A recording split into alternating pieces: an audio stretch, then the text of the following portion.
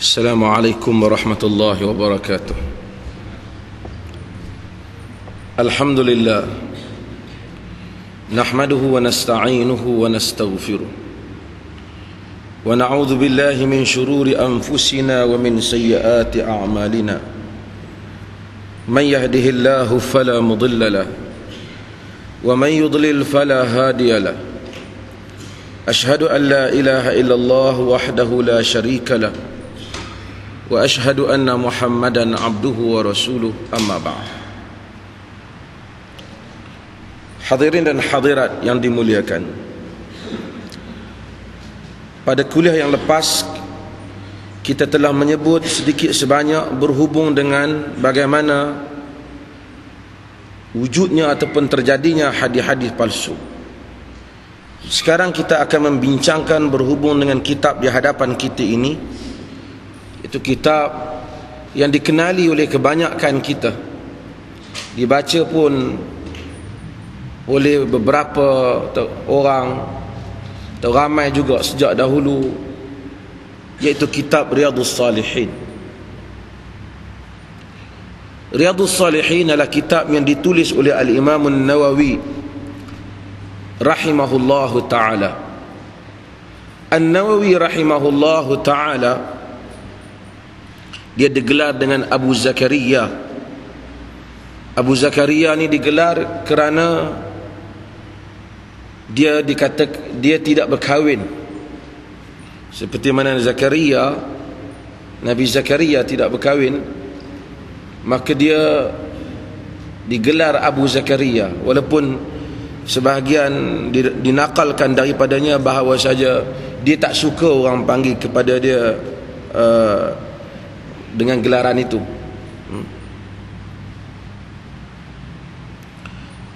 Abu Zakaria Al-Imam An-Nawawi digelar juga dengan Muhyiddin. Imam An-Nawawi rahimahullah digelar dengan Muhyiddin. Sebahagian riwayat kata dia tak suka juga dengan gelaran Muhyiddin ni. An-Nawawi ni tak kahwin bukan kerana dia anggap kahwin tak bagus, tak. Secara kebetulan dia meninggal awal dan sibuk dia. Dan saya selalu sebut kepada banyak dalam kuliah, ramai orang salah sangka bila dia dapati adanya para ulama yang tak berkahwin, lalu dia kata aku tak mau kahwin, ada ulama pun tak kahwin lah. Tuan-tuan, zaman mereka ada perbezaan dengan zaman kita. Pada zaman mereka adanya apa yang dinamakan dengan jariah. Jariah ni hamba sahaya yang diperolehi hasil daripada peperangan, seperti mana orang Islam ditawan oleh orang kafir dan dijadikan hamba. Demikian syarak menghalalkan juga wanita yang berperang dengan tentera Islam, dia tak boleh diseksa macam mana orang kufar buat pada orang Islam, dia seksa tentera Islam tak. Tapi taklah boleh setiap kali dia lepaskan pencuma, lama-lama orang berani tampil menentang Islam. Jika dia tampil berperang, maka dia ditangkap dan dia dijadikan hamba. Hamba ni bukanlah hamba macam kita faham yang dibuat dalam tahanan mereka buat di Teluk Kertanama tu, tak. Dia tak boleh diseksa, dia tak diberi makan, namun dia kerja tanpa gaji. Bagi wanitanya, dia dihalalkan untuk tuannya menyetubuhinya, dinamakan dengan jariah. Oleh kerana itu ulama-ulama dahulu ada benda ni. Maka dengan itu saluran untuk mereka melunaskan diri mereka sebagai seorang lelaki secara halal itu ada. Maka kita dapati para ulama seperti An-Nawawi rahimahullah, Syekhul Islam Ibn Taymiyah rahimahullah ta'ala, mereka semua ni dapat mensifatkan wanita dengan sifat yang tepat walaupun tak kahwin. Kita heran main mana kan, tapi sebenarnya kerana disebabkan hal ini. An-Nawawi rahimahullah ta'ala lahir pada tahun 631 Hijrah dan meninggal pada tahun 667 Hijrah. Hadirin mukminin sekalian, Imam Nawawi ini terkenal disebabkan di kalangan kita kerana dia bermazhab Syafi'i. Dan orang dalam mazhab Syafi'i mengangkatnya disebabkan sumbangan dia di dalam mazhab Syafi'i. Ada banyak kitab-kitab dia yang menulis dan kecenderungannya di dalam mazhab Syafi'i. Antaranya yang masyhur ialah dia menulis kitab Al-Majmu' Syarh Muhadzab, Majmu' syarah kepada Muhadzab. Namun Nawawi walaupun dia mazhab Syafi'i, ternyata Nawawi ini bukan seorang yang ekstremis mazhab, seorang yang ekstrim mazhab. Kita masalah mazhab ni masalah bukan masalah wujudnya mazhab, masalah ekstrim mazhab. Seakan-akan luar daripada mazhab dia tak betul. Ni bukan mazhab Syafi'i ni. Dia buat buah itu, rosak kita. An-Nawawi sekalipun dia bermazhab Syafi'i, tapi ternyata dalam beberapa qaul ataupun pendapat dia ketika dia mensyarahkan Majmu' dan mensyarahkan tempat-tempat lain, dia tidak sama dengan pandangan-pandangan asal Al-Imam Syafi'i rahimahullahu ta'ala.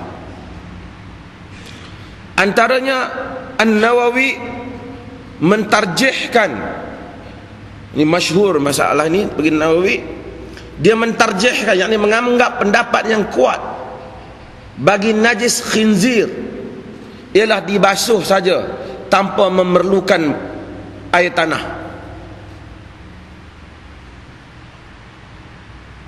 Kerana hadis Nabi sallallahu alaihi wasallam yang diriwayatkan oleh Imam Muslim dan ashab sunan yang lain menyebut bahawasanya idza walagal kalb fi ina'i ahadikum falyaghsilhu sab'a marrat ulahunna biturab.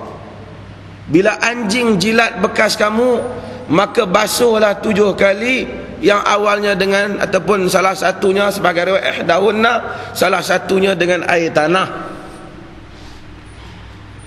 Oleh kerana hadis ini hanya menyebut anjing, dia tidak pun menyebut khinzir ataupun babi,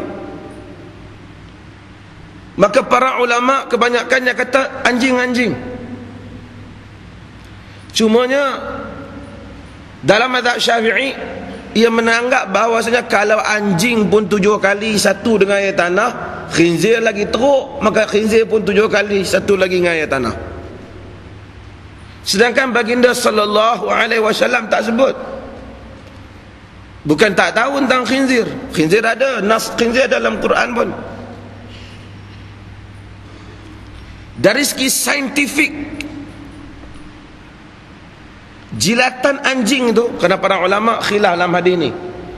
Sebahagian ulama menyebut yang kena basuh dengan 7 kali itu ialah jilatannya saja. Nabi bukan kata kalau anjing sentuh kamu. Nabi kata idza walagal kalb, la riwayat ulughul kalb, jilatan anjing.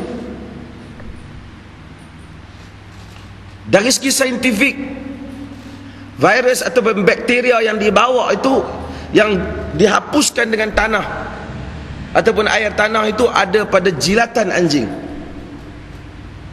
bukan pada badan dia. Itu sign proof bahawasanya jilatan anjing itu memang mengandungi virus berkenaan, tidak khinzir. An-Nawawi tak tarjih pendapat mazhab Syafi'i, dia sokong qaul mazhab lain. Artinya Nawawi bukan seorang ekstremis. Hak ekstrim ni hak lebih lajak pada laju ikut kampung kan. Hadirin mukminin sekalian, saya ambil kesempatan ini sebelum nak pergi pada hadis ini, nak huraikan sedikit tentang masalah mazhab ini. Kita hormati mazhab, kita tidak musuhi mazhab. Orang kata mereka ni bermusuh dengan mazhab. Tak boleh, siapa tak boleh musuh dengan mazhab, jangan. Tapi kita tidak boleh ekstrim mazhab. Mazhab dihormati, kerana mazhab adalah kumpulan pandangan, kesimpulan fiqh, cara dilalui fiqh itu. Tetapi yang kita jadi masalah apabila dia ekstrim. Dia kata mazhab dia je betul, Setengah orang bila orang kata dalam masalah ni kita pakai qaul yang lain daripada mazhab Syafi'i. Di Malaysia pun sebenarnya banyak tuan-tuan pakai. Bayar fitrah pakai duit tu dalam mazhab Syafi'i tak boleh. Tapi demo tu bayar juga. Kalau bab semayangnya marah dia keluar mazhab.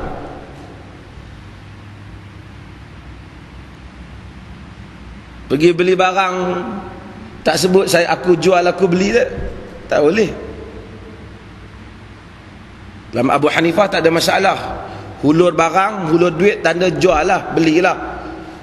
Tujuannya menggambarkan redha. Jual beli itu hendaklah adanya taradin, redha meredai. Tak bolehlah paksa. Saya selalu buat paksa macam Piramli, paksa apa? Beli buruh gigi tu. Tak bolehlah macam tu. Mesti redha. Bagaimana menggambarkan redha? Bagi duit, bagi barang redha.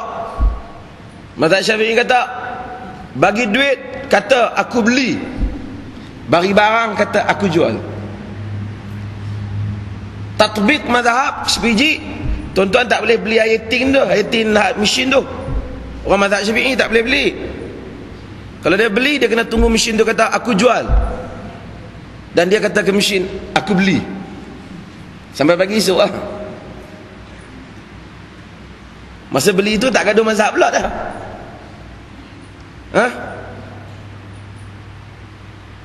Hadirin mukminin sekalian, ekstremis ni datang kemudian, dan kita duka cita dunia Islam sehingga pada satu peringkat dia ekstrim. Kaabah tu 4 penjuru, 4 imam. Tuan-tuan bayangkan kalau hal itu berlaku sampai sekarang, dan keadaan dunia Islam berpecah, berperang, nak semayang pun duk berperang lagi, pusing dah, tak Kaabah, tawaf dah salah rukun dah, salah bilangan dah. Cari pula kita hak Malaysia ni, mana ni mazhab Syafi'i tu, imam dia kat mana ni, hak nu cari mana mazhab Malik. Kacau. Walaupun orang marah pada Muhammad bin Abdul Wahab, dia bertuduh dia Wahabi lah apa, tapi perjuangan dia lah yang menjadikan imam satu lah sekarang.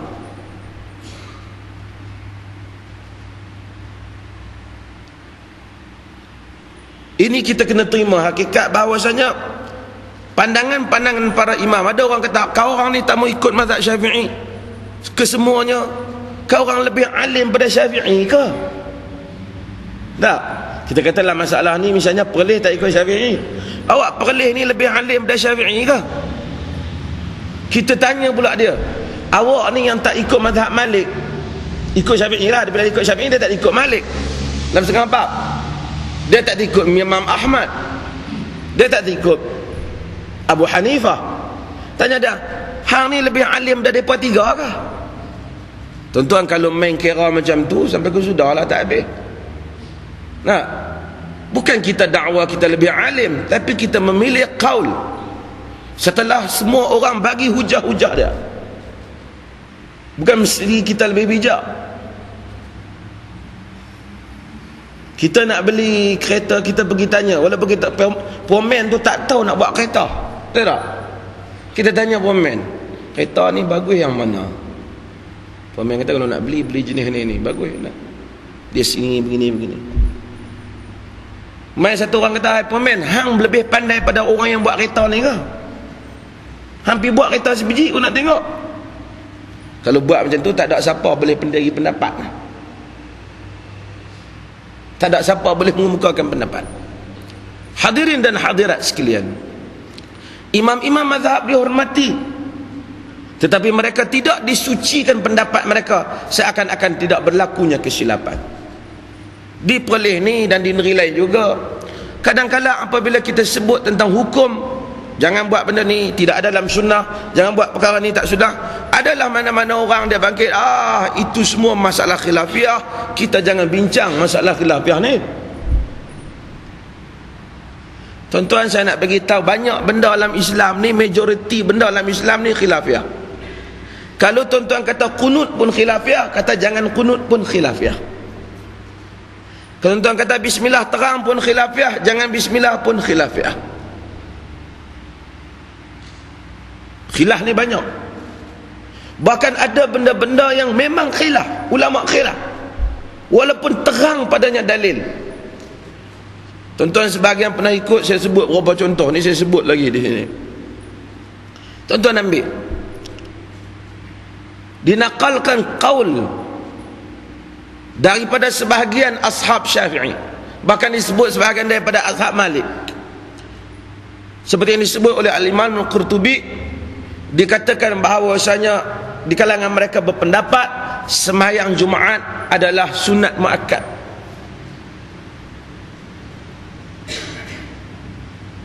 Kalau kita main masalah khilafiyah, hang pasal patah main Jumaat, aku pegang pendapat sunat muakkad. Hang tak boleh dia buat macam ni. Hang jangan duk bertegas, ni masalah khilafiyah. Kalut kita. Hadis Nabi terang melaknat orang yang mendatangi isteri pada duburnya, yang meliwat isteri, seperti hadis yang diriwayatkan oleh Abu Daud. Abu Bakar Ibn Arabi dalam Ahkamul Quran menyebut tentang pendapat sebahagian daripada para fuqaha yang menyatakan boleh.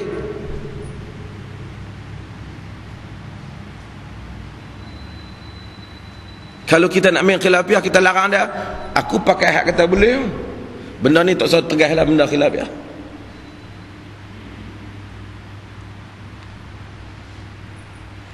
Yang Astara ada sebut tu, Ibn Ashur, ini tokoh ulama ahli maqasidus syara' daripada Tunisia, tulis buku tentang tafsir, tulis tu buku tentang maqasidus syara'. Hebat tuan-tuan. Dia berpendapat bahawasanya tutup aurat macam wanita duk tutup ni hanya wajib untuk perempuan Arab saja, lain dah Arab dah. Kalau kita tengok satu orang perempuan tak pakai tudung, kita kata apa sebab tak pakai tudung, dah tak usah bincang lah, benda ni khilafiyah.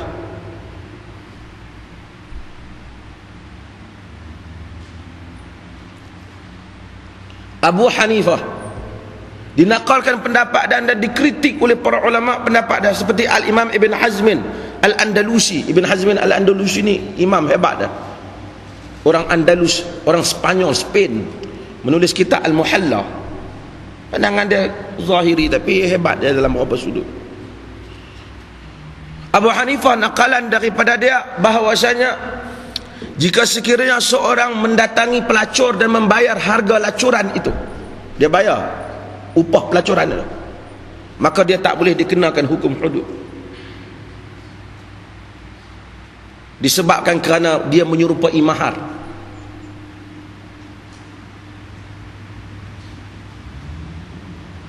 Kalau ada orang ambil pendapat tu, lepas tu dia kata saya tak boleh dihukum, jangan hukum saya, ni masalah khilafiyah. Letih kita tuan-tuan. Saya nak habak mesej saya pada hak set-set duk bising khilafiyah.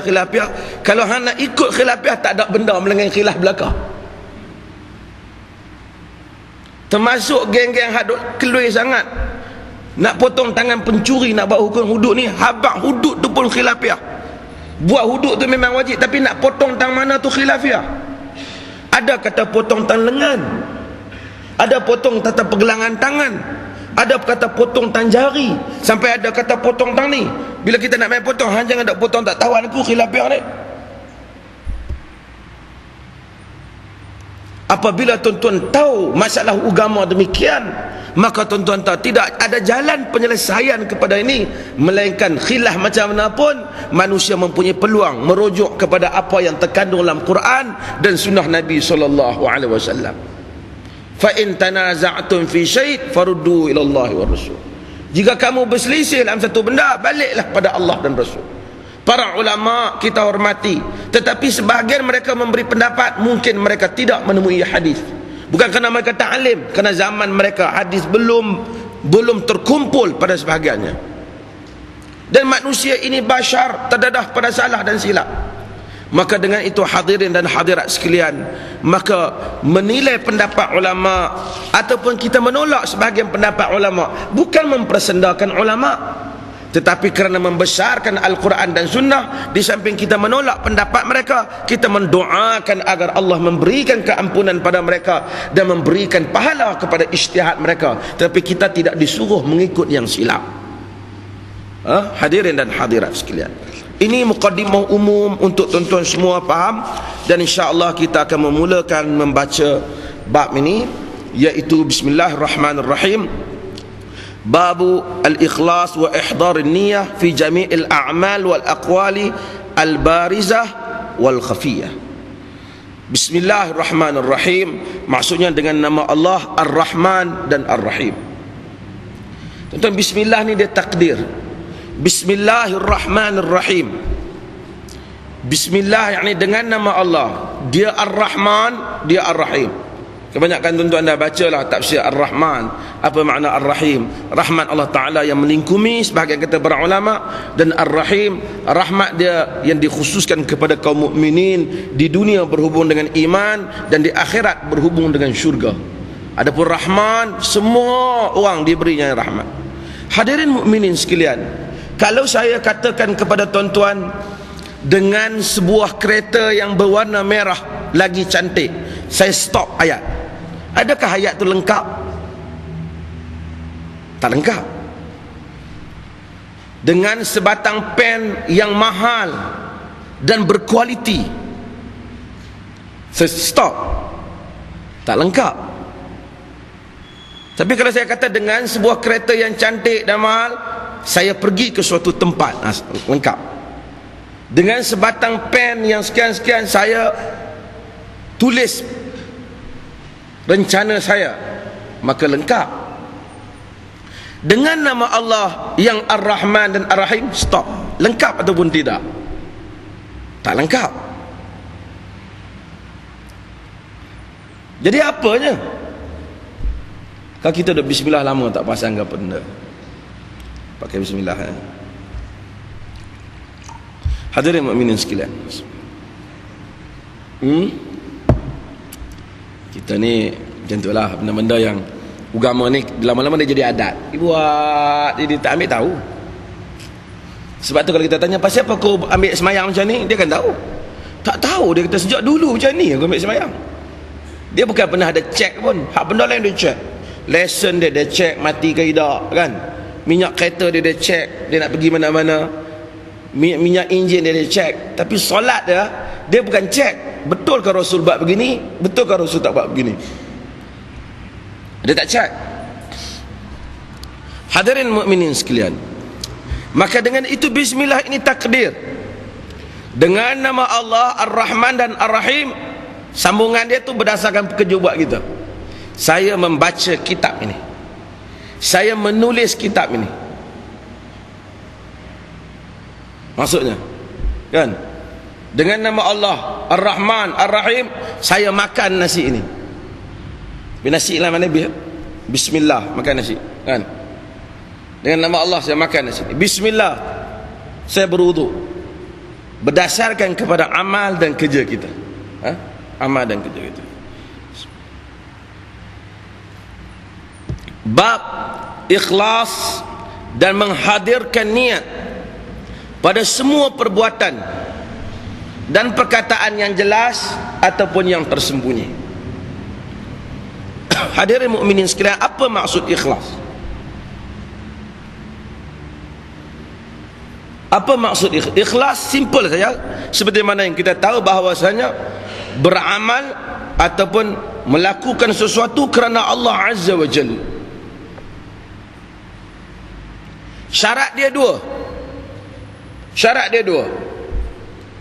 Syarat sah amal itu, syarat untuk diterima itu dua. Tapi syarat nak sempurna, diterima secara sempurna, 4. Tak hafal pun tak apa, tahu sudah. Jangan jadi macam orang Melayu nak semayang. Syarat takbiratul ihram 27, tak tertakbir dia. Tu yang takbir 30-40 kali tak edit tu. Ustaz tu mengajar menyusahkan manusia lagi. Hari ni 27 syarat takbiratul ihram. Orang nak mudahkan, payah pula. Hadirin mukminin sekalian, Pertama, untuk amal diterima, pertama mesti ikhlas kepada Allah Subhanahu wa taala semata-mata. Yang kedua, mestilah sama, tepat, sawab, betul dengan tunjuk ajar Nabi sallallahu alaihi wasallam. Bab kata ikhlas, ramai orang ikhlas. Tok Sami kepala botak, pakai baju kuning, tak pakai kasut. Kalau tanya dia, pasal apa lu bikin ini macam dia tak mungkin kata, tak ada lah, saya saja saya mau masuk neraka lah. Dia takkan kata, ini mau masuk syurga, dia kata. Ada Sami tak makan apa, daging-daging semua tak makan. Ada yang tak berkahwin, tuan-tuan, ada yang tak berkahwin. Kalau bab ikhlas, kadang-kadang tu orang sepak belah kanan padri tu, suar belah kiri. Bible dia kata, man daraba khaddaka al-aisar fa'tihu al-ayman. Siapa sepak hang belah kiri, bu bagi belah kanan belah. Ikhlas.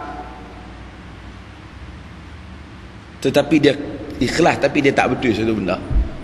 Dia buat cara ibadat dia tak serupa hak dengan Nabi tunjuk, tak boleh diterima.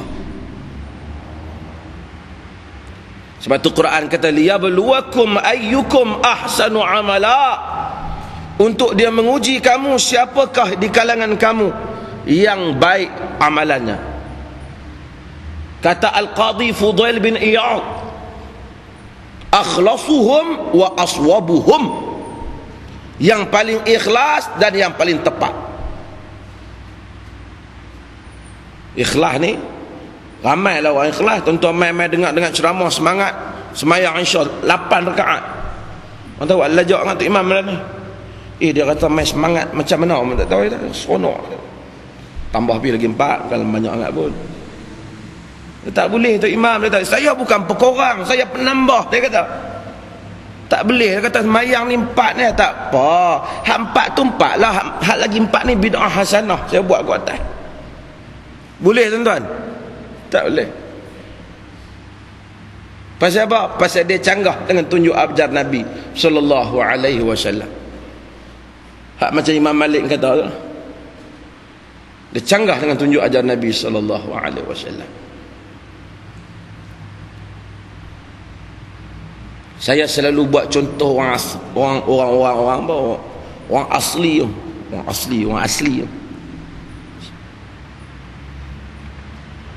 Tuan-tuan, saya nak bagi faham tuan-tuan tajuk ni sikit. Manusia ni tuan-tuan, Allah Subhanahu wa taala jadikan manusia ni memang dibekalkan kepada mereka fitrah ni, dia memang percaya Allah Taala, percaya Tuhan.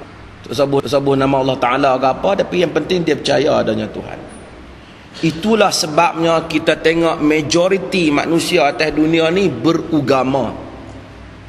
Tak kira lah agama apa pun, tapi dia beragama sebab dia nak cari Tuhan. Bukan ada siapa paksa pun cari Tuhan. Tak ada satu pasal Hindu wil-wil duk pijak api berjalan ni, tak ada satu pasal, melainkan nak cari redha Tuhan saja. Manusia ni memang dibekalkan fitrah dia nak cari Tuhan. Sebab tu orang ni macam mana dia fitrah ni, maksudnya tak ajak pun dia tahu. Orang mari minang anak kita tak payah kata ni saya kalau terima peminangan ni bersyarat lah. Hampa menikah besok ni, kalau dapat anak saya syaratkan hang sebagai pak kena sayang kat anak ni. Pun kena hang sebagai mak kena sayang. Tak boleh, tak payah syarat. Orang kata, ish, apa pasal apa orang disyaratkan? Pak ni memang sayang ke anak lah. Kalau dia tak sayang tu, dia keluar pada fitrah. Mak sayang ke anak, tak sayang tu keluar fitrah. Anak kita lelaki bila dah besar, dah balik, kita tak payah beritahu. Hang ni lelaki tahu kena berkenan kat perempuan, jangan dah buat silap. Kan? Ataupun hang perempuan kena berkenan kat lelaki, jangan dah buat silap. Fitrah dah, tak payah ajak benda tu. Kalau anak kita perempuan dah berkenan kat lelaki tu, dia tak silap dah tu. Cuma kita bimbing bagi cara betul ya. Kalau dia buat berkenan sama perempuan, kalut kita. Kalau lelaki pun juga macam tu, kalau dia buat berkenan sama lelaki kalut, fitrah. Itu Tuhan bagi jadi kita. Manusia ni mai dia membesar, Tuhan bagi jadi dia ingin ataupun dia ingin mengabdikan diri kepada Tuhan dia, ataupun dia mencari Tuhan dia. Tak pernah semayang, tak pernah apa manusia ni, duduk di mana pun, mai kena satu bala kat dia, doktor kata tak boleh sembuh penyakit dia, dia tak tahu, dia tenggelam punca, duit dia hilang lah. Mayang subuh dak, maghrib dak, isya dak. Mai jumpa, Assalamualaikum Ustaz, saya ada masalah besar. Macam mana nak buat tu? Doa kepada Allah Ta'ala, solat, bangun, tahajud doa. Tahajud tu macam mana? Mayang malam 2 rakaat tu macam mana? Subuh tak semayang, tapi dalam tahajud dia nak semayang, pasal dia punya masalah nak bagi selesai. Sebab fitrah manusia, macam mana teruk pun, last dia mesti balik pada Tuhan dia cari Tuhan dia. Hadirin mukminin sekalian, oleh kerana ini fitrah manusia, maka para rasul dia tak datang kepada kita untuk bagi tahu, hadirin dan hadirat sekalian, wahai sekalian manusia, percayalah Tuhan ni ada. Dia tak setakat tu. Pasal Abu Lahab ke Abu Jahal ke, mereka percaya Tuhan ni ada. Tengok Nabi kita Muhammad sallallahu alaihi wasallam, namanya Muhammad bin Abdullah, Muhammad bin Abdullah. Abdullah tu bapa Nabi, bukan Nabi buah nama pak dia atau wan dia buah nama. Hamba Allah nama pun. Artinya Quraisy ni kenal Allah Ta'ala.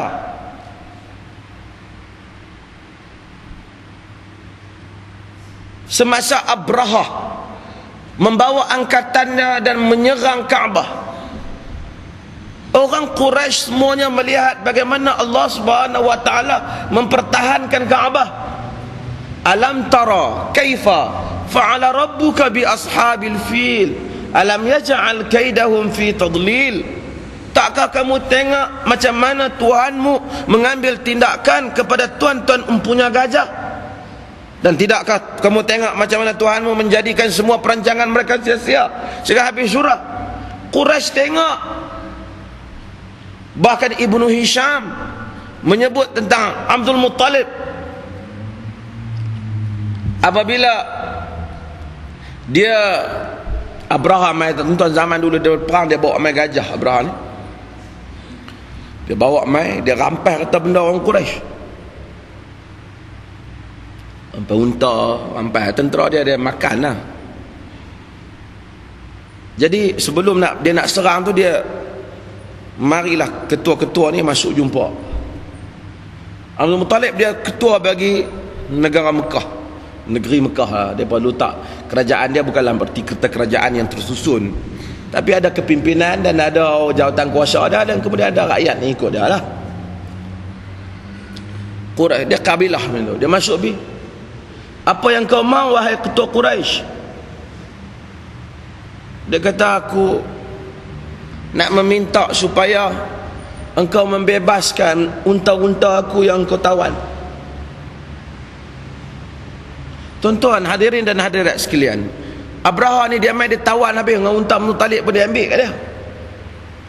Abraha ni dia pemimpin besar, dia cerdik dah. Dia kata hang ni kira tak patut dah jadi pemimpin dia dah. Aku nak perebah Kaabah hang main buat tuntutan unta ya. Dia kata pada Muttalib. Ada Muttalib kata tak, hang kena tahu bahawasanya unta aku tuan dia, aku jaga unta, ambil unta aku minta balik. Kaabah tu bukan aku, Kaabah tu Allah Ta'ala tuan dia, dan dia akan menjaga Kaabahnya. Artinya iman dia solid tuan-tuan. Dia percaya bahawasanya Abraha tak boleh buat apa-apa. Dan apabila Abraha serang, orang Quraisy melihat bagaimana Allah Ta'ala memusnahkan Kaabah, memusnahkan Abraha yang menyerang Kaabah.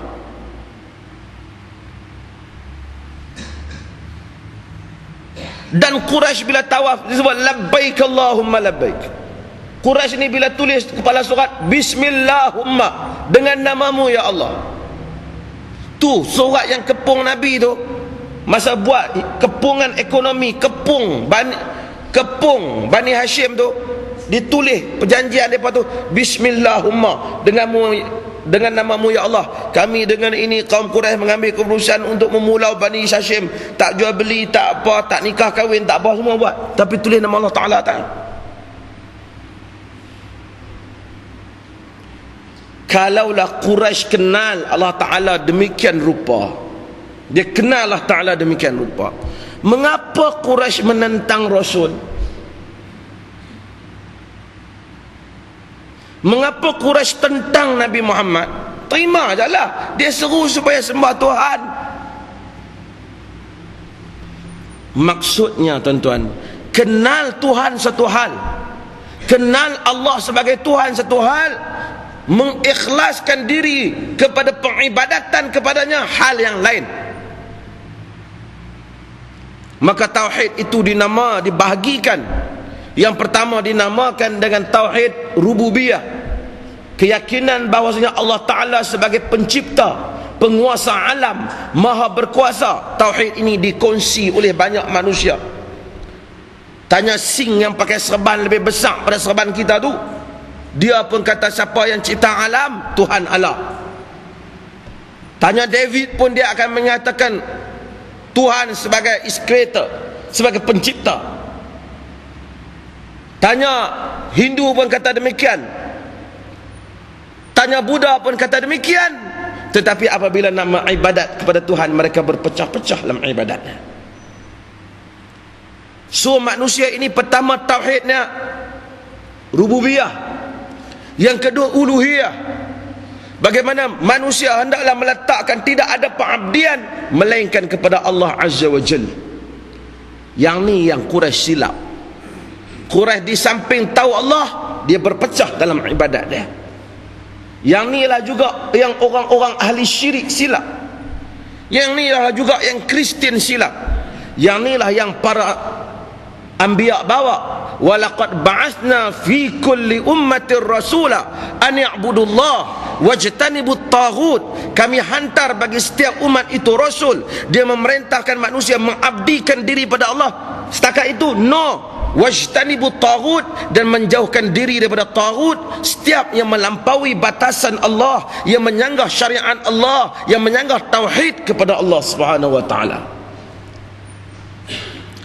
Hadirin mukminin sekalian, apabila kita faham hakikat ini, kita tahu manusia ni percaya kepada Tuhan. Maka setakat percaya dan sembah dia tak cukup ibadat. Tu saya buat tadi, orang asli manusia ni tuan-tuan, bila dia percaya Tuhan ada, dia tak ada rasul mai kacau. Saya buat contoh ni merata. Lepas tu orang Cina, dia duduk di negeri Cina, dia percaya Tuhan ada. Contoh kalau kita bayangkan orang tu, satu orang dalam satu masyarakat besar, percaya Tuhan ada. Satu orang ketua bangun kata, tuan-tuan sekalian, sebenarnya ada pencipta alam ni, dan kita semua ada Tuhan. Kalau ada satu orang kata Rasul betul tak mai, Nabi yang betul tak datang, apa akan terjadi tuan-tuan kalau dia kata gitu? Dia tak ada, dia bukan Rasul, dia otak dia fikir betul. Pengikut dia akan tanya, tuan-tuan tengok fenomena kemunculan agama, pengikut akan tanya, Tuan tok batin, tahu kan? Apa Tuan, kami pun percaya macam Tuan juga bahawasanya ada Tuhan. Tuan orang pandai, Tuan boleh bagi tahu Tuhan ni macam mana? Mesti soalan dia macam tu, betul tak? Mesti tanya Tuhan macam mana? Tok batin tersandak. Dia kata, bagi masa 2-3 hari nak fikir macam mana. Tu dia main agama sesat tu. Balik mai di ikhtiar, tengok atas, tengok bawah, keliling. Manusia ini apabila dia mula nak berimajinasi, mula nak berkhayal, khayalan manusia tuan-tuan tak lebih daripada apa yang dia tengok, apa yang dia lihat, sentuh, apa yang dia pegang, apa yang dia cium, lebih-lebih kurang begitulah. Dia punya dria dia. Apa yang sense dia boleh sentuh.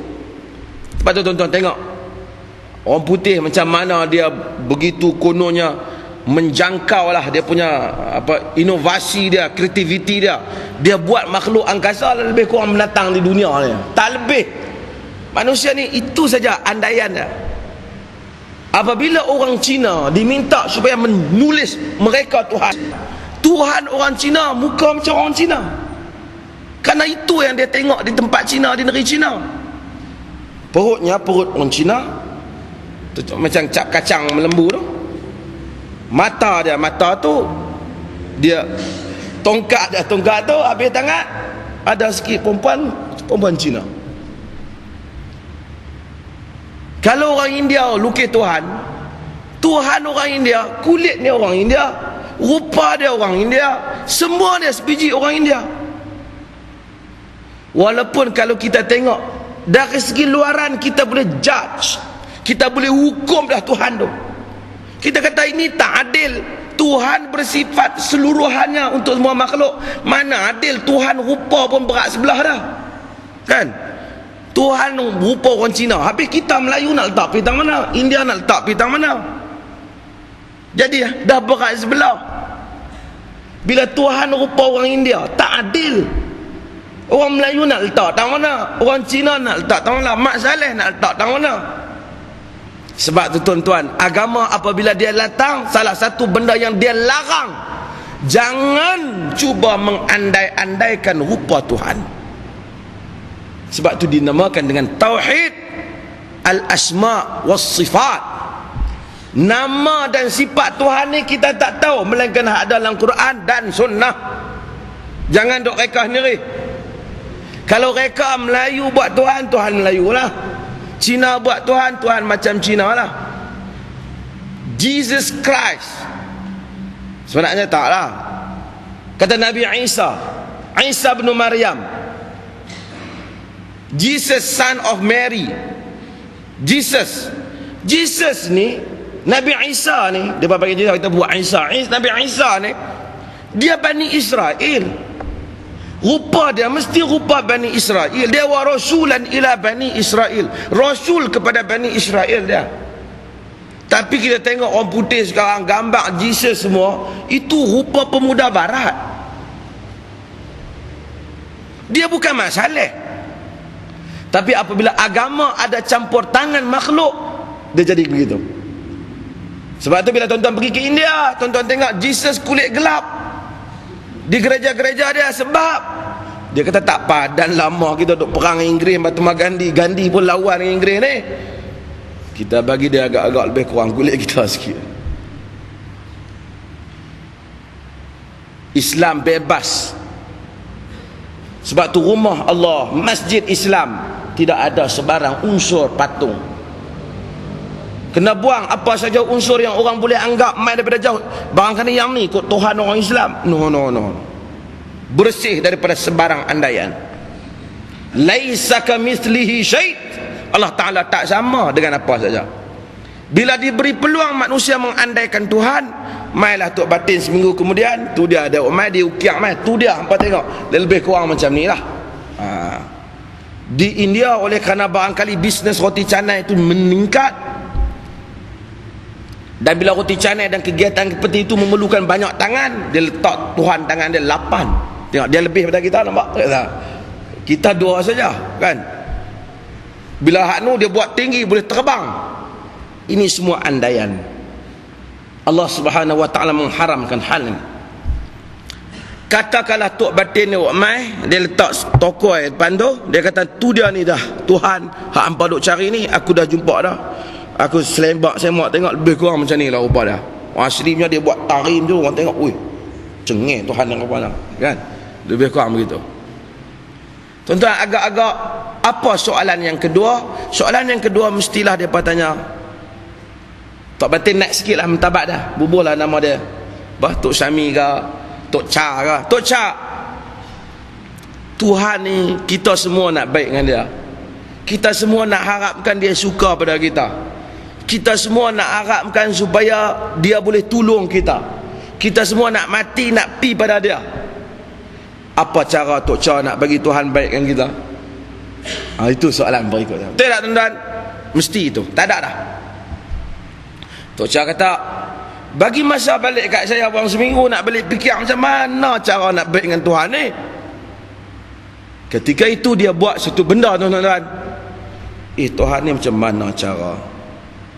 Barangkali kita suruh mereka lompat-lompat depan tokong ni, nampak mungkin kot. Jalan atas api, puasa. Dia mula reka. Dia reka. Untuk reka saja ni belah aku nak untung kat mana? Dia mula fikir. Ini geng Kunuriah Rahmai. Belah aku nak untung kat mana? Dia pun fikir.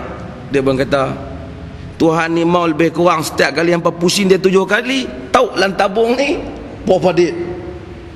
Dia mula fikir. Tahu lan tabung ni berapa duit. Dia mula fikir hal ni. Maka dia fikir cara untung. Hadirin dan hadirat sekalian, maka bermulalah upacara agama.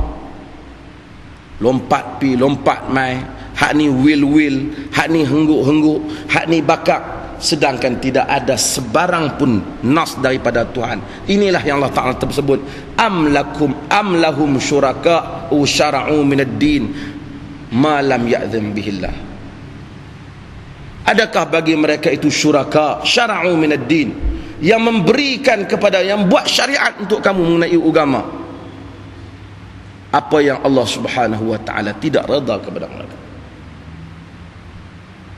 Hadirin mukminin sekalian, maka setelah sifat Tuhan dilarang, yang kedua yang dilarang oleh agama, jangan cuba nak mengandaikan ibadat. Kau tidak jadi Tok Cha tadi. So datangnya Rasul, dia selesaikan dua-dua masalah ni. Masalah yang pertama, manusia tanya Tuhan macam mana. Rasul kata, qala Allahu azza wa jal, berkata Allah azza wa jal, berdasarkan wahyu dia sifatkan Tuhan. Bagaimana Tuhan mau daripada kita?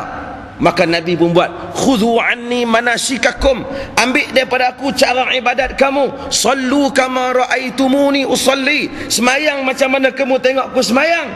Maka siapa-siapa jangan tambah, man hadatsa fi amrina hadza ma laysa minhu fahuwa rad. Siapa yang buat benda baru dalam agama kami, atau man amila fi amrina hadza, siapa yang beramal dalam agama ni benda yang tak ada dalil, maka dia ditolak. Maka apabila Rasul datang tunjuk, yang ni Tuhan, yang ni cara yang dia mau, hampa jangan tokok tambah dah. Dinamakan dengan ibadah. Itulah konsep ibadah, dinamakan dengan ibadah. Lagi orang duk kata, yang ni ustaz saya petua. Kata ada hadis Nabi ya. Ustaz saya tak ada hadis Nabi, tapi dia pun bukan sebarang. Oi, dia kata serban kemas, jubah labuh. Kita kata Tok Cha lebih kurang hak tadi lah. Lebih kurang Tok Cha tadi. Kerana siapa saja yang mencadangkan ibadah tanpa dalil, macam Tok Cha tu.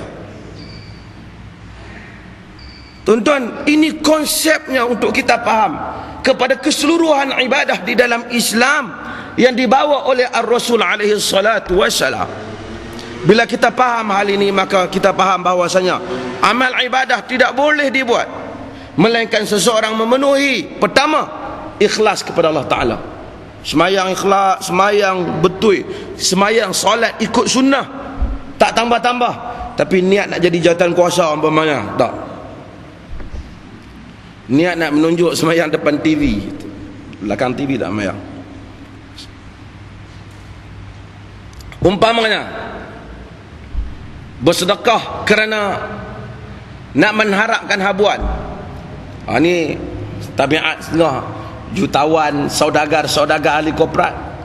Hari ini saya akan memberikan bantuan sebanyak 200,000 pada orang ramai. Tuan-tuan ada tuan-tuan, wartawan tak mai, batal. Padahal pakit miskin mai. Lain kali dia kata saya tunggu wartawan. Dia beramal untuk wartawan dan untuk media. Ini pun satu masalah. Sebab tu semua cek besar-besar pintu tuan. Tak kira kita.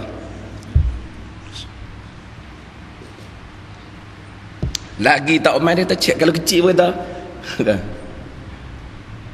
Ikhlas Nabi kata apa? La ta'lamu shimaluhu ma tunfiqu yaminu.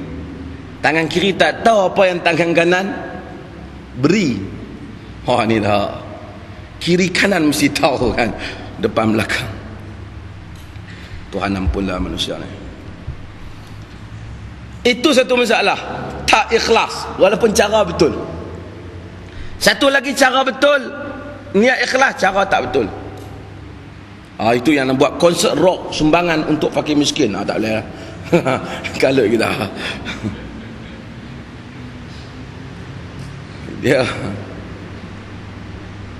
dia niat dia betul, tapi cara dia tak betul. So maka tuan-tuan kena faham, niat mesti betul, cara mesti betul. Niat semayang betul tapi dia tokok tambah, itu yang semayang hajat. Rakaat pertama baca ayat kursi 10 kali, sujud baca rabat. Ini semua tak ada dalam hadis. Niat dia mungkin betul nak semayang, tapi cara tak betul. Nabi tak pernah sebut cara tu. Semayang subuh pagi esok ikhlas, dia bantai 8 rakaat. Orang kata jangan, tak boleh 2 rakaat. Saya ada hak 2 tu saya ikhlas, saya tahu hak wajib tu 2. Saya tambah je lagi 6. Saya saja buat bid'ah hasanah ni, pagi-pagi kata tak ada apa nak buat. Waktu orang kata tak boleh, dia kata daripada duk sembang saja baik semayang kata. Hang sembang saja tu lebih baik daripada hang tambah agama ni. Seakan-akan hang lebih tahu daripada Rasul pula.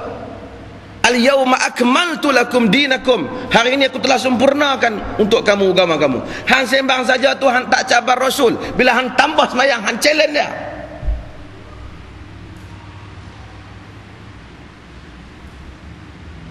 Hadirin mukminin sekalian, maka dengan itu 2 benda. Pertama mesti ikhlas, kedua cara kena betul. Kita settle benda ni. Nak bagi kita tak dalam agama tak ada Robin Hood, curi daripada orang miskin, curi daripada orang kaya bagi ke orang miskin. No, Islam kata ambil melalui zakat. Kali mutu nak jadi benda tu hari tu ni. Dia ingat dia pergi rompak orang kaya, pergi bagi ke orang miskin. Amal ibadat. No. Apabila kita 2 tahu 2 ni, tapi ada separuh lagi syarat untuk menjadikan amal itu sempurna di sisi Allah Subhanahu wa taala. Yang ketiga, kalau ada 2 tu diterima, tapi dia belum sempurna. Yang ketiga nak sempurnakan dan al-akhdhu bil quwwah dia. Buat sungguh-sungguh, tanda orang ni mayang betul ikut sunnah tapi lebih kurang. Al-akhdhu bil quwwah, buat betul. Nama kata sunnah pun, cara pun sunnah, hati pun ikhlas, solat pun khusyuk. Bila kata nak sedekah kat orang tu, sedekah sungguh-sungguh, bukan kata halal balai ya. Ambil dengan cara yang tawadhu, diberikan dengan penuh. Al-akhdhu bil quwwah. Bila dia buat benda tu, setelah dia tahu yang ni Tuhan suruh, dia ikhlas, cara dia buat pun tak salah, dia buat sungguh-sungguh, dia main nombor 3, dia nak sempurnakan amalan tu. Kadang-kadang kita nombor 3 ni tak ada. Yang keempat kata dia musara, segera buat benda tu, tanda dia ikhlas. Dengar kata pakai miskin, dia takut bila-bila duit dah lah, kalut nanti bila-bila aku sedekah dah. Tapi orang yang bukan bila-bila tu pun sah juga. Tapi bila dia kata tak apa kita bagi ke dia lah ni, nampak susah sangat ni, dia pun kelang kabut pergi selesai benda tu, cepat-cepat sampaikan, menunjukkan sempurnanya amal. Dengar kata waktu sembahyang segera solat, menunjukkan sempurnanya amal. Bukan saja ikhlas sembahyang ikut sunnah, betul sembahyang dan bersegera dia, menunjukkan sempurnanya amal. Hadirin dan hadirat sekalian, itulah makna kepada ikhlas. Allah Subhanahu wa taala menyebut, wa ma umiru illa liya'budullaha mukhlishina lahuddin. Mereka itu tidak diperintahkan melainkan agar menyembah Allah Subhanahu wa taala ikhlas semata-mata kepadanya agama. Lan yanalallaha luhumuha wala dima'uha walakin yanaluhu taqwa minkum. Tuan, lan yanala Allah luhumuha, sama sekali tidak sampai kepada Allah Ta'ala, daging dia. Wala dima'uha, tidak darahnya, walakin yanaluhu taqwa minkum, yang sampai ialah taqwa. Tuhan tak makan daging korban daging haji pun, tapi dia nak tengok taqwa tu terang mana. Hang buat cara aku mau. Kita ni disuruh ibadat ni Tuhan, tuan-tuan, khudu', rendah diri pada Allah Ta'ala. Rendah diri ni dengan cara buat apa yang Allah Ta'ala mau, dengan cara yang dia mau. Tu masalah tu. Kita buat hak dia mau, tapi dengan cara kita sendiri. Dia suruh semayang, tak semayang, tapi cara kita sendiri. Tanda kita patuh pada orang apa dah? Dia kata, saya suruh awak buat satu bangunan untuk orang sekalian. Okey, kita buat, tapi buat ni plan saya bagi. Kalau kita buat, dia suruh buat bangunan, buat plan, tak usah kira lah. Kita kata, hang, walaupun hang buatlah niat aku, tapi hang tak betul, hang nak engkar pada aku plan dah aku bagi. Hang lebih pandai pada aku, kau empat plan ni. Orang tak apalah, Allah Ta'ala dia dah bagi dah cara. Macam ni aku mau sembahyang subuh 2 rakaat, jangan duk tambah. Sembahyang jenazah dia bagi dah cara. Takbir, lepas daripada takbir bagi salam, bawa mayat pergi. Kita duk rasa tak cukup doa lah mayang jenazah ni, tambah sikit lagi lepas bagi salam. Kita tanya, dapat siapa hang tambah? Tak apa cukup. Siapa yang tak cukup? Hang dakwah Rasul tak cukup? Dia hajat hari itu tak cukup? Hang kena mai sempurna kan? Bukan apa, kita nak perelok. Korang elok hari itu. Kadang-kadang orang ni dia cakap tak jaga mulut, tuan. Aku bukan apa nak perelok benda tu. Artinya cakap hang ni, hak Nabi wak mat itu korang elok, hang mai perelok. Maksud dia, kita Nabi tak buat tak apalah, dia Nabi, dia kata.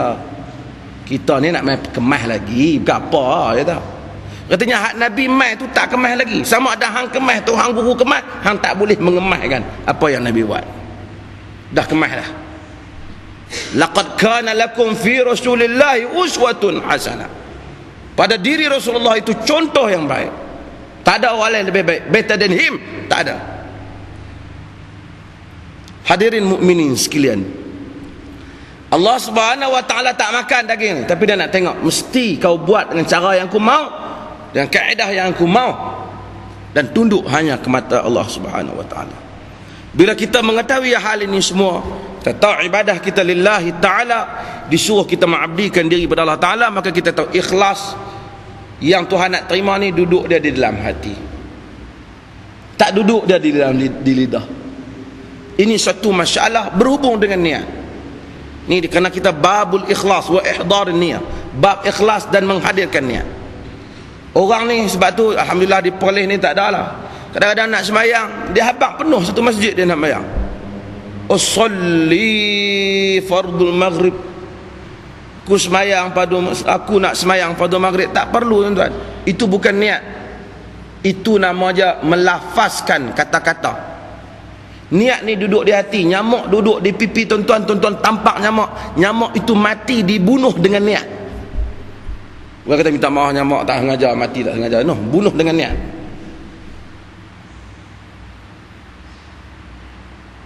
Bukan kata sengaja aku nak bunuh hang nyamuk pasal hang makan darah aku, pak baru tampak. Dah. Tuan-tuan nak minum, setiap perkataan yang saya kata, kalau saya maki orang pun dalam masa sekarang ni, tuan-tuan boleh tuduh maki dengan niat. Saya kata saya maki minta maaf, dia terkeluar ni, dia maki tanpa niat ni. Saya tak kata sengaja aku nak maki hang kerana aku geram. Dah. Orang Melayu dia salah faham dalam konsep niat ni. Sebab tu dia bangkit sahur, dia rasa dia tak niat lagi nak puasa. Tuan bangkit pukul tengah malam tu. Bila dia tak faham konsep niat ni, tuan-tuan, kalut. Apa kalut ni? Tuan-tuan nak mai ke sini, niat ni.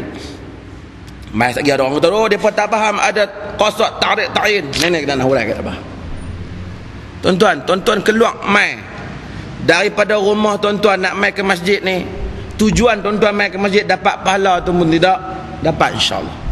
Adakah tuan-tuan pegang steering, sengaja aku pegang steering ni kerana aku nak pergi masjid? tak perlu, automatically kita tahu di mana kita nak pergi.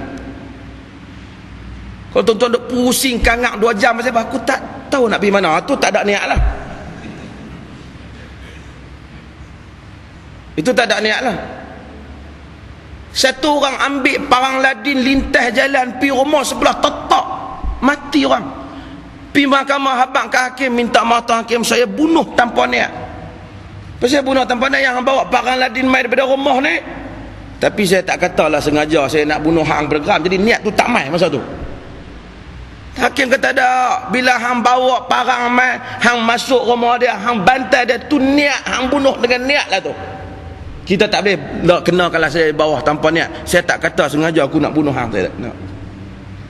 Hadirin mukminin sekalian, sangat simple. Kita don't be stupid, jangan jadi bodoh lah benda ni. Kita pergi daripada ambil ayat semayang di sana, mai duduk dalam saf, takbir 3-4 kali, kata tak masuk niat. Apa cerita ni? Maksudnya, kalau kita kata tak masuk niat, maksudnya dia duduk dalam saf tu, dia tak tahu apa dia duk berlaku ni. Allah betul tu. Kadang-kadang 3-4 kali. Ada dia takbir Allah, kita pegang tangan dia. Pakcik nak buat apa ni pakcik? Kalau dia kata minta maaf lah nak, saya pun tenggelam punca, tak tahu nak buat apa ni. Hak tu sungguh dia tak ada niat lah.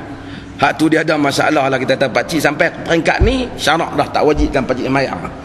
Macam tu lah lebih kurang kan? Dia duk rasa bila dia Allah ngajar, dia rasa yang tu niat, yang tu bukan niat. Itu mengatur kata-kata di dalam pemikiran. Niat ni bukan macam tu. Nyamak tampak orang, kita tengok-tengok anak kita nak jatuh, cepat-cepat sam kita sambak dah dengan niat. Kalau duk tunggu sengaja aku nak tamak anak aku, mat jatuh dulu dia. Nak minum air yang ada niat, tuan-tuan nak apa? Yang dikatakan qasad, saya duduk ada 5 cawan di sini. Cawan mana? Tu tak ada qasad. Tak ada satu oksigen, tak payah. Memang dia ada lah. Dia tak boleh pisah. Kalau dia pisah molekul tu, tak dinamakan air. Hadirin mukminin sekalian, maka dengan itu berlaku kekeliruan. Maka mailah orang Allah, susah nak takbir. Dan kadang-kadang bila dia susah tu, dia datangkan benda yang salah. Pertama, sudahlah menyanggahi Rasul. Yusuf Al-Qaradawi kata dalam tulisan dia, bahwasanya orang yang melafazkan niat ni, benda ni tak pernah dilakukan oleh generasi salafus salih, dan benda ni menunjukkan akal dia tak sempurna. Kita sengaja aku nak pergi pasar, sengaja aku nak minum, sengaja aku nak tulis huruf A, takkan semua orang macam tu. Kata Ibn Taymiyah, tak melafazkan benda ini melainkan naqis fil aqli wad din, melainkan kurang pada akal dan agama. Bukan kita nak kata apa dak, saya nak cerita tuan-tuan, saya kuliah. Tuan-tuan janganlah pergi terpa kata orang. Saya cerita kuliah apa yang para fuqaha kata. So, niat tak perlu. Tuan-tuan makan, tuan-tuan tengok orang miskin, tengok tepi jalan, Allah kesian, angkat dia, dapat pahala. Ada niat tu. Dia kata Allah aku angkat dia tadi, lupa nak lafaz pula, dah tak dapat pahala. Dah. Maka tuan-tuan hadirin, bila dia silap, dia maka dia mari dia duk pulun nak atok kata-kata tu, maka dia Allahu akbar. Dia memanjangkan hamzah, itu akan menyebabkan jadinya hamzah tu hamzah istifham, maka jadilah makna adakah Allah maha besar. Allahu akbar, Allah maha besar. Tapi bila Allah, adakah Allah maha besar? Allahu amarakum bihadza, Tuhan kamu memerintahkan kamu buat benda ni. Kadang-kadang Allahu akbar baru dapat tangkap. Allah, adakah dia maha besar? Makna dah salah. Dan demikian mereka salah. Maka tuan-tuan fahamlah, sesungguhnya yang dikata lafaz itu bukan niat.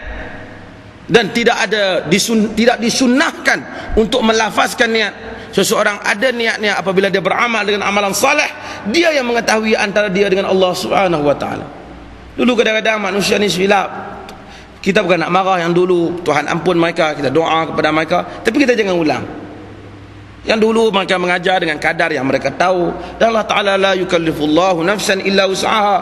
Tuhan tak bebankan diri dengan melainkan dengan kadar yang dia tahu. Hadirin mukminin sekarang mereka silap. Sebab tu bila mereka datang bulan Ramadan umpamanya, dia makan sahur dah, nak tidur mak dia tanya, hang niat lagi? Padahal tak ada satu kerja pukul 5.30 makan, pukul 5 makan. Bukan kebiasaan kita. Jadi kalau kita pasal apa kita makan, kalau kita pasal apa kita makan ni mak, pasal nak puasa besok. Tapi nak tidur hantar kepala niat bangun balik, niat. Niat nak kena bangun dulu. Jadi ini kesalahan-kesalahan.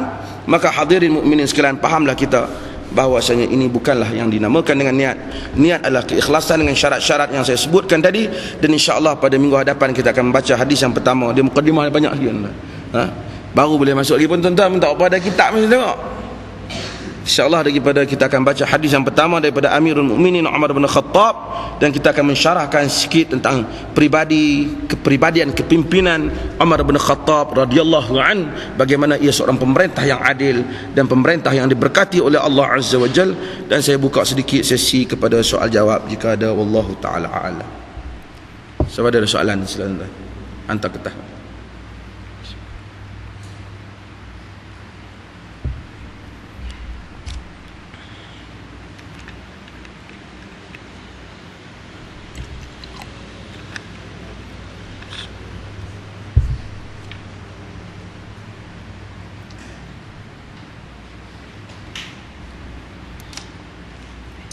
Bolehkah kita jemput orang kafir? Dia tulis orang kafir, betul dia padam, bukan Islam. Bukan Islam kafir lah. Makan kenduri kahwin orang Islam. Apa tak bolehnya? Boleh kita jemput mereka makan kenduri kahwin orang Islam. Tidak ada larangan, dan Allah Subhanahu wa taala tidak melarang kita berbuat baik kepada orang-orang yang tidak memerangi kita dalam agama kita. Ada jiran Rasul sakit, Rasul ziarah. Agama ini bukan bersifat memusuhi manusia, berbatu tanpa sebab. Yang sahih di sisi para ulama, orang kafir diperangi ialah kerana hirabah, kerana mereka melancarkan penentangan kepada Islam, bukan kerana mereka kerana kufur, bukan kerana kufur, tapi kerana mereka. Sebab tu orang kafir yang tak tentang Islam, mereka tak diperangi, dilakukan kebaikan. Bahkan tidak ada pun nas yang menyatakan orang kafir tidak boleh memakan daging korban, pun tak ada. Ini ditanya kepada Syekh Abdul Aziz Abdullah bin Baz dalam fatwa dalam masalah ni. Tak ada. Tak ada larangan untuk makan daging akikah, tak ada. Saya ada kes satu orang, dia masuk Islam, keluarga dia tak masuk Islam, dia masuk Islam, anak-anak tak masuk Islam. Jadi dia buat korban, jadi dia daging dia balik. Jadi anak-anak dia tengok dia masak apa semua, tumpang, dia tahu. Ustaz, bagi habis rosak. Sebenarnya tak ada nas, larangan tak ada. Semua ni di atas telahan fiqh saja, tak ada larangan. Orang Melayu ni dia macam tu lah, daging korban sekeping tu dia tak bagi, tapi neri ke tanah ke dia bagi. Dia bukan kira. Tanah kadang dia jual tak kira macam tu, habis. Tapi daging sekeping tu kira benar dia. Belah Penang tu habis, tanah bukan ada, bukan nak jual habis. Tapi kalau bab daging, tegang kat leher. Bab tanah cerah tak apa. Kita ni fiqh sempit, fiqh tak guna akal. Jadi benda-benda macam ni saya bukan nak suruh pergi bagi, tapi bila kalau berlaku tuan-tuan bagi, tak ada masalah. Ada siapa yang melarang, datangkan dalil. Siapa larang, dia jangan tanya kita apa dalil Nabi bagi. Hang datangkan dalil, pasal hang larang, asalnya dia boleh. Hang datangkan dalil. Dan kita ni kurang berdakwah pada orang bukan Islam, tu masalah kan. Dia sentiasa tengok kita agama yang penuh dengan prejudis kepada dia. Bukan agama kita sebenarnya.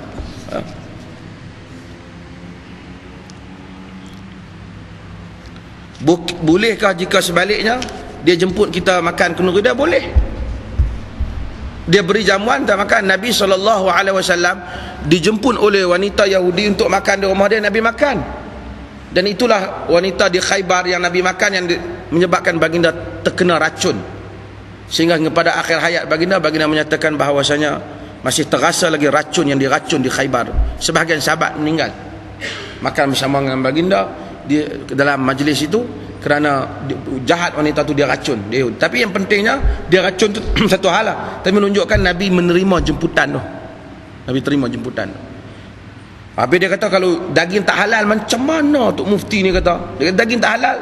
Kita kata terima jemputan, dah daging tak halal makan apa? Bukan mesti makan daging kan. Dia jemput mungkin ada kek, mungkin ada apa. Jangan dok buat masalah pada kepala sendiri, lepas tu bubuh tahu orang pula. Kan? Dia mungkin makan kek, dia mungkin makan apa, dia jemput kita tengok. Kadang-kadang mungkin dia buat ikan apa. Orang kita ni pelik-pelik, dia ada kadang-kadang air yang dibancuh oleh orang bukan Islam tak boleh makan. Mana Nas tak kata apa. Dulu orang Melayu kata kalau orang bukan Islam minum kena basuh dengan abu. Dulu dia kata. Sebenarnya tak ada. Selagi tak ada bukti, dia kata mungkin ada khinzir. Tu saya dok kira mungkin lah, benda tak ada. Kalau ada lain kali lah. Esok nanti jadi fiqh kita sempit tuan-tuan. Hak macam hari dulu kes apa? Kes makan sosis kan. Makan sosis kononnya daripada usus khinzir. Ada ustaz pergi sebut bahawasanya dia orang tu kena kumur dengan air tanah. Masuklah, ya Allah, memalukan Islamnya. Pasal apa? Pasal ada apa? Kesan khinzir ni apa? Najis ada di mulut dan di perut. Habis telan air tanah tu. Tapi najis-najis ada tu nak telan pula kabat. Apalah fatwa yang seperti ini? Sahabat masuk Islam ramai tuan-tuan. Tak ada pun Nabi kata yang sudah-sudah. Benda bina di atas yang baru. Agama ni inna ad-dina yusr wa lan yushadda ad-dina ahadun illa ghalabahu. Agama ini mudah, tak ada siapa yang menyusah-nyusahkan melainkan dia yang menjadi payah. Ma khayyara Rasulullah sallallahu alaihi wasallam bainal amrayn illa ikhtara aisarahuma man la yakun isma, kata Aisyah. Nabi tidak, dalam hadis Muslim, Nabi tak diberi pilih dua benda melainkan baginda pilih yang mudah selagi mana dia tak berdosa. Kita ni pilih yang susah. Saya nak tegur dah banyak benda kadang-kadang. Kita buat benda yang menyebabkan orang rasa lari pada Islam ni. Susah. Dalam hadis Muslim Nabi sallallahu alaihi wasallam sebut, juga riwayatkan Imam Bukhari, Nabi ni kana yukhaffifu salatahu idza sami'a buka as-sabi. Nabi meringankan salatnya apabila mendengar budak-budak menangis, rahmatan li ummihi, kesian kat mak dia. Kita bila dengar, anak siapa menangis lain kali mayang nak bawa anak. Kita. Sebenarnya tak ada saf kata kanak-kanak duduk belakang seorang, tak ada. Hadis itu diriwayatkan oleh Abu Dawud dengan sanad yang dhaif. Hadis yang sahih yang diriwayatkan oleh Imam Bukhari ialah hadis Anas. Anas semayang di belakang Nabi. Dia salaina ma'a Rasulullah sallallahu alaihi wasallam. Salaitu khalfa Rasulullah sallallahu alaihi wasallam wa yatim. Aku dan yatim. Yatim ni seorang budak, yatim budak semayang di belakang Nabi sallallahu alaihi wasallam. Dan mak dia berada di belakang dia, di rumah dia. Dia duduk sekali sah. Sebab Al-Albani menyebut hal ni bahawasanya sama. Dalam hadis Ibnu Abbas, Nabi sallallahu alaihi wasallam kata Ibnu Abbas, dia semayang di rumah Maimunah, kata Ibnu Abbas, dia semayang di kiri Nabi, wa ja'alani an yaminihi fa akhadha bi ra'si, sebagian fa akhadha bi udhuni, Nabi pegang telinga aku, sebagian Nabi pegang kepala aku, pegang Nabi pusing, wa ja'alani an yamini, dia menjadikan aku berada di belah kanan dia. Nabi. Ibnu Abbas kecil kan masa tu, tak sampai 10 tahun umur dia. Jadi sebab tu bila budak-budak duduk dalam saf, kita tak boleh halau dia ke belakang. Tak ada nas. Main akademi Fantasia duduk depan, main masjid duduk belakang. Budak pun susah mayang. Lepas tu kita kata budak-budak ni mayang duduk ingat. Dia ingat duduk sama-sama dia, dia duduk tepi kita.